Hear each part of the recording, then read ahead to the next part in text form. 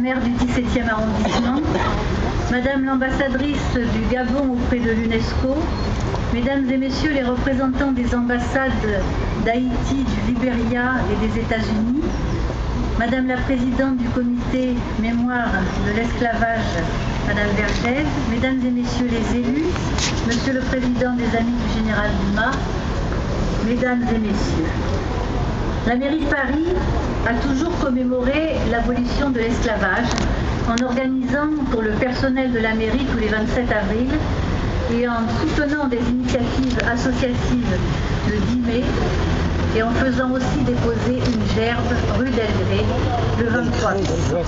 Désormais, conformément aux dispositions de la loi du 31 mars 2010, qui, comme l'a rappelé Madame Custer, a été initiée par Monsieur Jacques Chirac, le 10 mai a été proclamé jour des mémoires de la traite, de l'esclavage et de leur abolition. Par la loi Taubira, dont c'est le 10e anniversaire, la République française reconnaît que la traite négrière transatlantique ainsi que la traite dans l'océan Indien d'une part et l'esclavage d'autre part, perpétrés à partir du XVe siècle aux Amériques, aux Caraïbes, dans l'océan Indien et en Europe contre les populations africaines, amérindiennes, malgaches, indiennes, constitue un crime contre l'humanité. Au-delà des commémorations, la loi Taubira prévoit aussi que les programmes scolaires et les programmes de recherche en histoire et en sciences humaines accordent à la traite négrière et à l'esclavage la place conséquente qu'ils méritent. L'histoire de la traite négrière et de l'esclavage fait donc partie intégrante de l'histoire de France. La traite coloniale fut massivement racialisée et les Noirs d'Afrique en furent les premières victimes. Elle a fait l'objet d'une législation minutieuse, tant au plan fiscal qu'administratif, sanitaire et commercial. Et elle a arraché à l'Afrique entre 12 et 13 millions d'êtres humains, pour toutes destinations confondues, et dont un tiers étaient des femmes et des enfants. L'esclave, par définition, est nié comme être humain. Il devient objet, marchandise, qui peut être acheté ou vendu.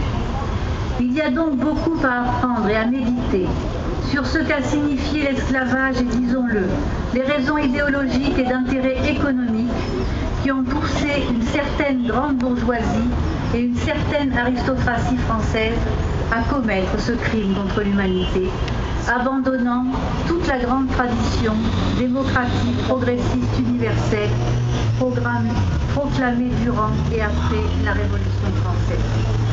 Aujourd'hui encore, des idées circulent qui essaient de nier l'homme africain, comme l'a dit M.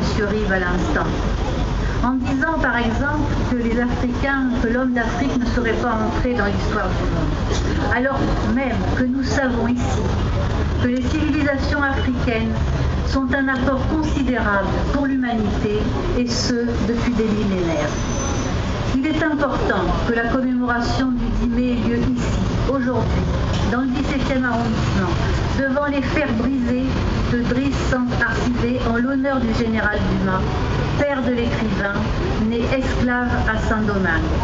Car le général Dumas fut un grand républicain, victime de racisme. À l'époque, on déduisait préjugés de couleur.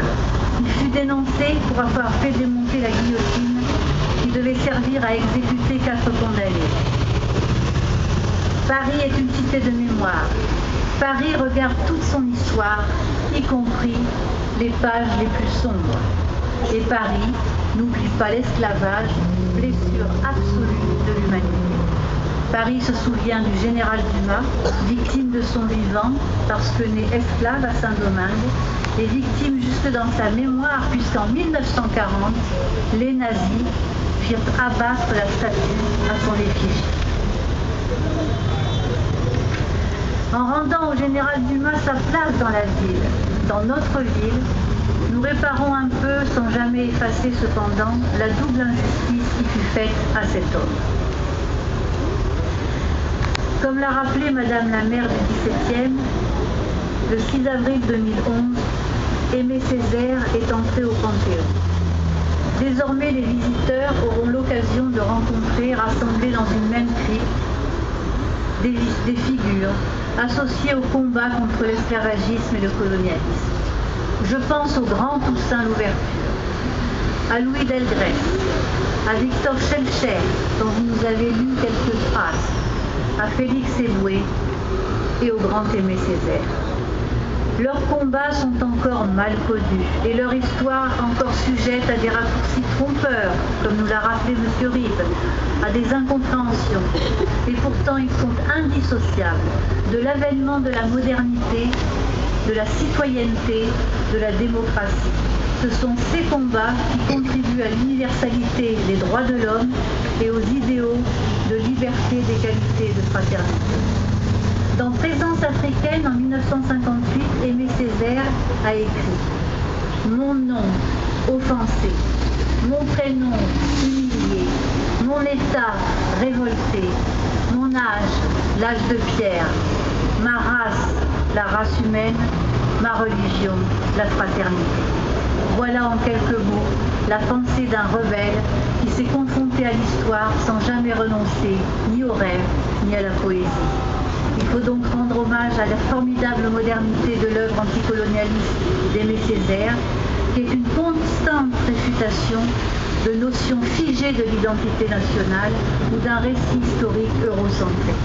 Il nous laisse, cet homme, en héritage, le souci de l'écriture de l'histoire des anonymes, des disparus du monde non européen et ses mots d'ordre simples et justes: lutte pour la justice, lutte pour la culture, lutte pour la dignité, lutte pour la liberté.